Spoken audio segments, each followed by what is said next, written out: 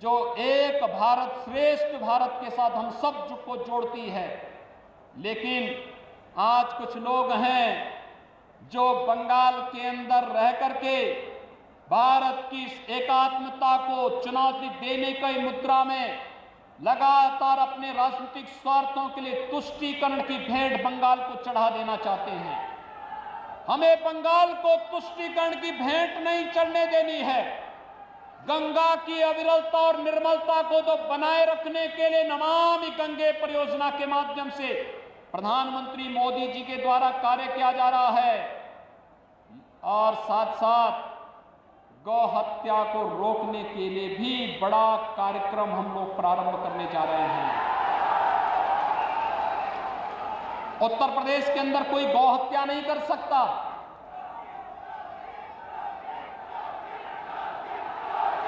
मित्रों, कोई नहीं कर सकता। हमारी सरकार 2017 में आई थी और 2017 में आते ही उत्तर प्रदेश के अंदर गौ तस्करी और इलीगल स्लॉटर हाउसेज एक झटके में बंद हो गए। 24 घंटे के अंदर बंद हुए थे। आप भारतीय जनता पार्टी की सरकार को लेकर के तो आइए, 24 घंटे के अंदर सभी इलीगल स्लॉटर हाउसेज बंद हो जाएंगे और 24 घंटे के अंदर ये तस्करी भी बंद हो जाएगी। गौ तस्करों को पता लग जाएगा कि गौ तस्करी, इलीगल स्लॉटरिंग और किसी भी प्रकार की अराजकता और अव्यवस्था का क्या दुष्परिणाम होगा। उत्तर प्रदेश के अंदर 4 वर्षों में कोई दंगा नहीं हुआ। किसी पर्व और त्योहार को कोई मनाने से रोक नहीं सकता। कोई भी यात्रा वहां पर आज प्रतिबंधित नहीं है। बंगाल में तो न्यायपालिका को यहां की सरकार से कहना पड़ता है कि अगर उत्तर प्रदेश में दुर्गा पूजा का आयोजन हो सकता तो बंगाल में क्यों नहीं हो सकता है।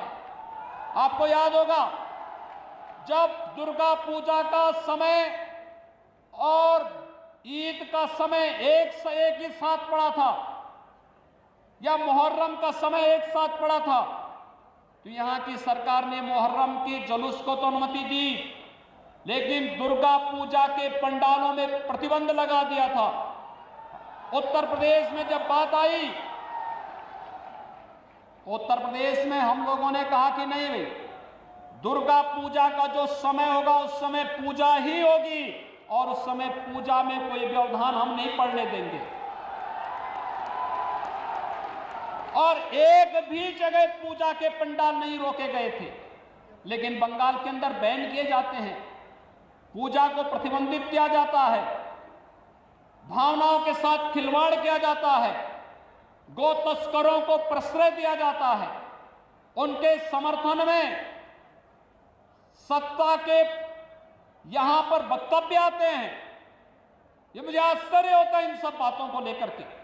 ये भारत की आस्था के साथ खिलवाड़ है और भारत अपनी आस्था के साथ कभी खिलवाड़ बर्दाश्त नहीं कर सकता है। और बंगाल की धरती भारत के सांस्कृतिक राष्ट्रवाद की धरती के रूप में अपनी पहचान बनाई है और बंगाल की धरती का ये संदेश एक बार फिर से पूरे देश के अंदर गूंजना चाहिए कि जो कार्य कभी स्वामी विवेकानंद जी ने कहा था, उन्होंने दुनिया के यानी वैश्विक मंच पर जाकर के बंगाल की धरती का एक युवा सन्यासी बंगाल की धरती से यह आह्वान करता था और उनका जो आह्वान था वह भारत को जागृत करने का आह्वान था।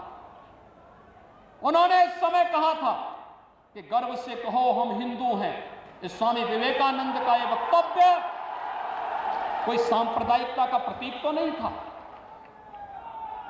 स्वामी विवेकानंद का यह वक्तव्य तो भारत को जोड़ने वाला वक्तव्य था।